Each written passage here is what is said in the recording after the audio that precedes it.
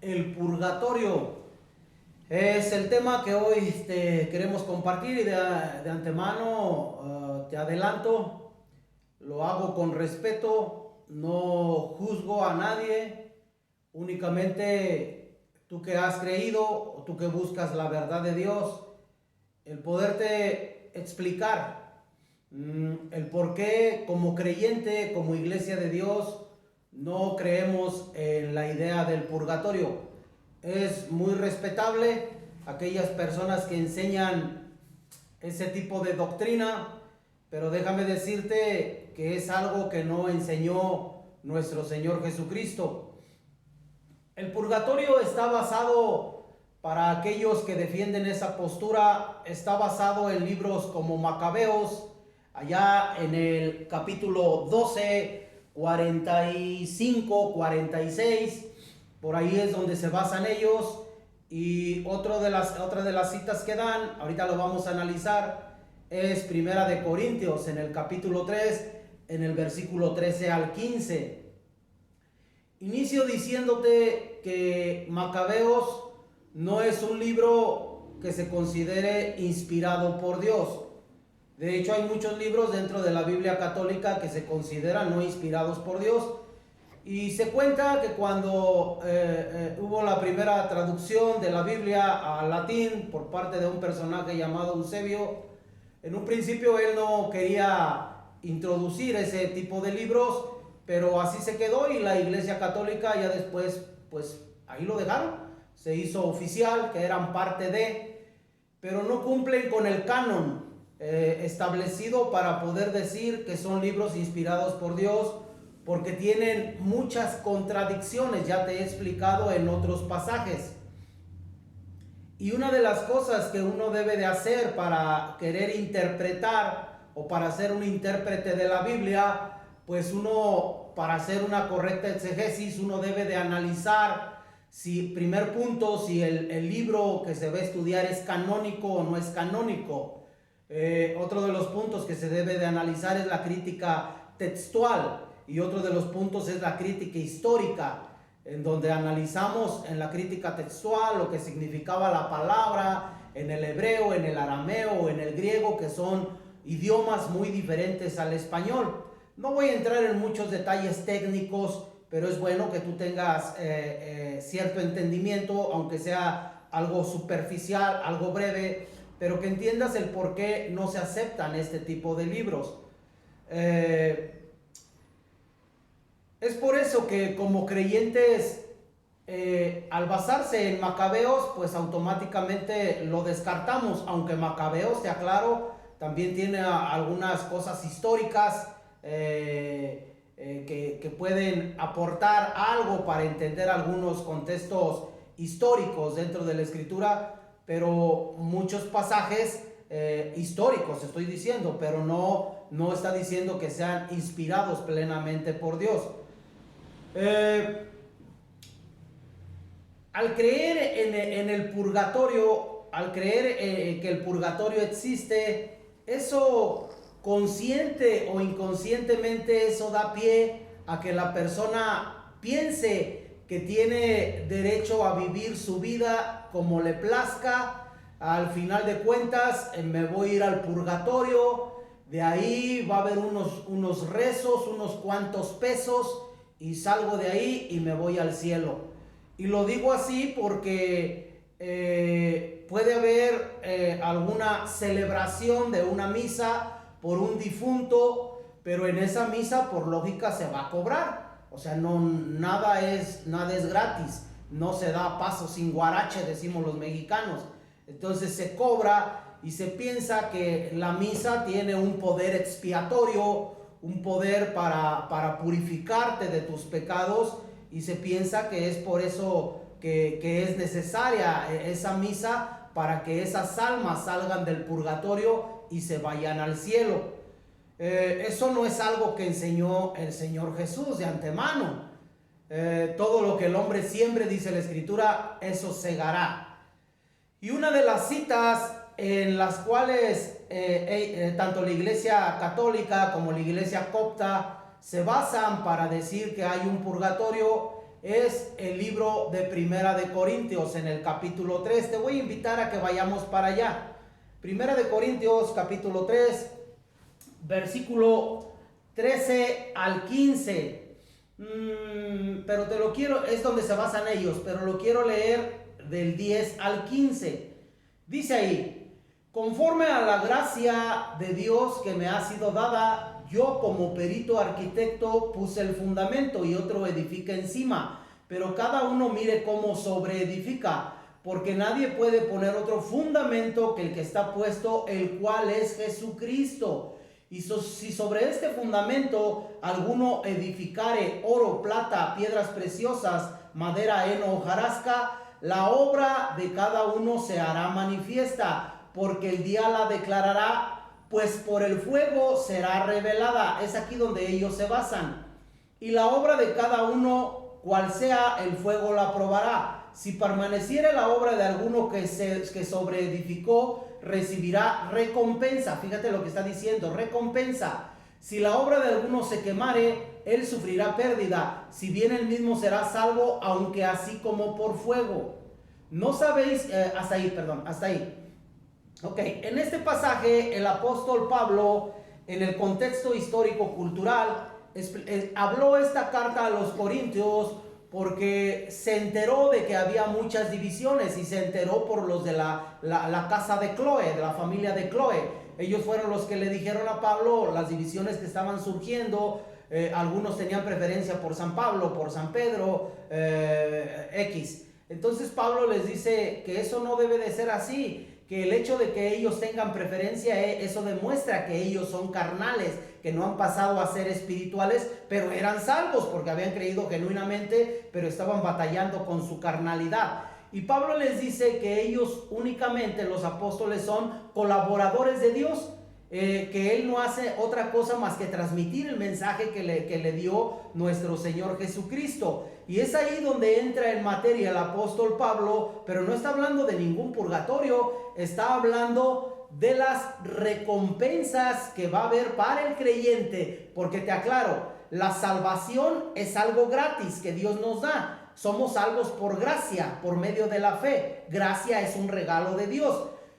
Pero ya las recompensas, esas se las tiene que ganar el creyente en base no a la cantidad de lo que está haciendo.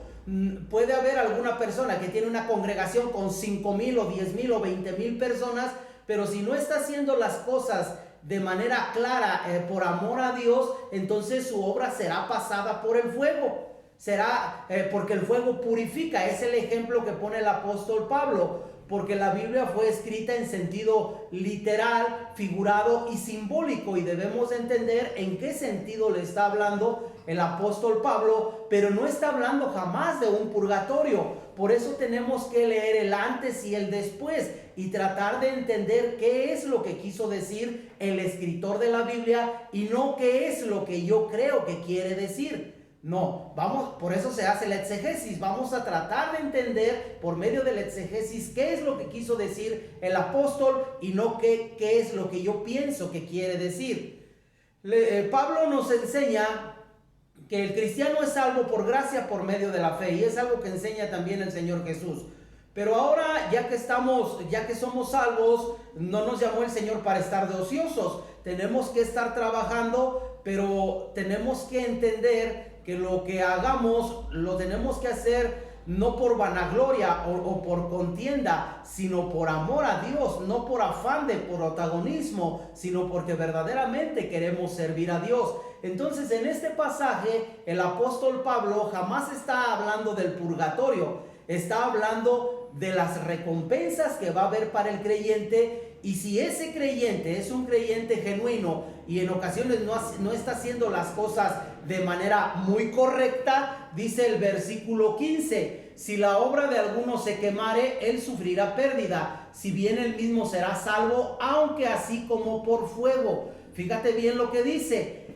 Si bien él mismo será salvo, aunque así como por fuego, pero sufrió pérdida. Y el ejemplo en sentido figurado que pone el apóstol San Pablo es como cuando una persona tiene su casa tiene sus bienes, tiene, no sé, su televisión, su refri, cosas que tiene dentro de su casa, sus pertenencias.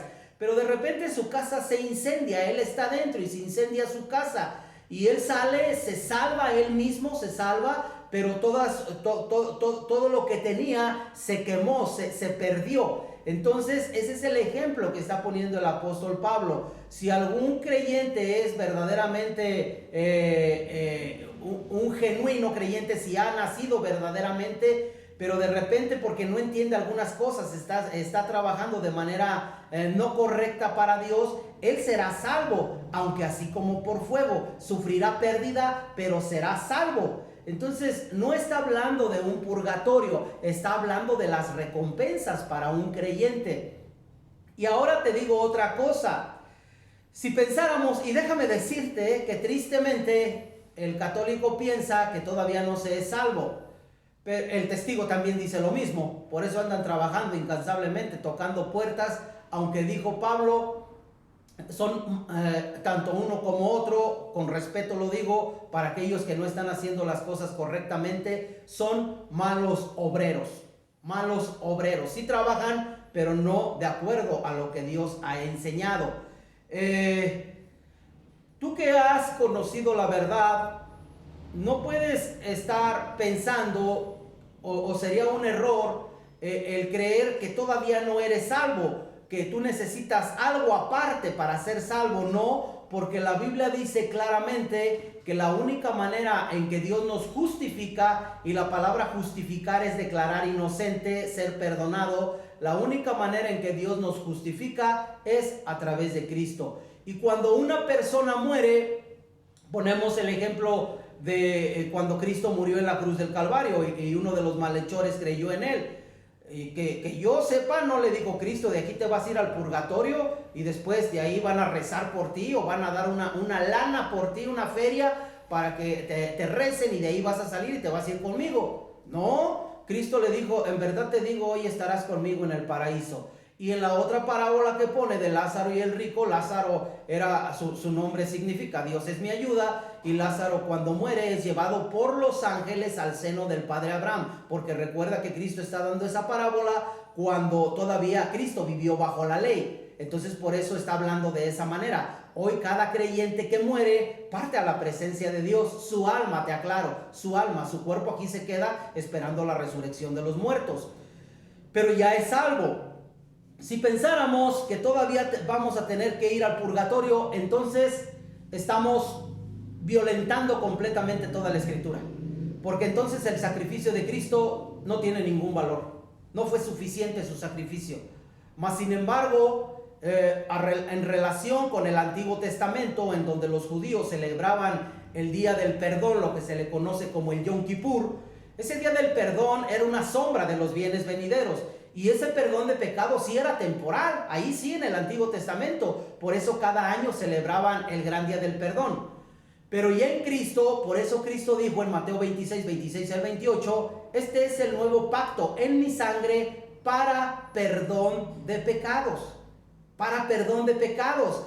Y Colosenses, el libro de Colosenses nos dice así, mira, aquí tengo Colosenses a la mano, aquí está.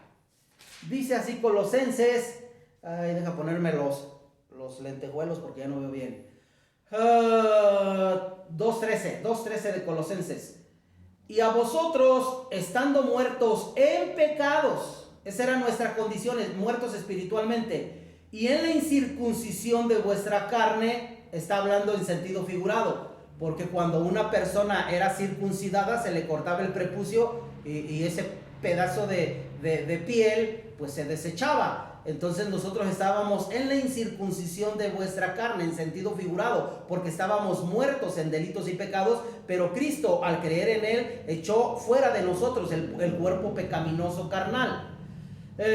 Y en la incircuncisión de vuestra carne os dio vida juntamente con él, fíjate lo que dice al final, perdonándonos todos los pecados, todos, no dice solamente algunos, no dice este es mortal y este es venial, este sí te lo perdono y este no te lo perdono, no, dice perdonándonos todos, y todos es todos, así de fácil.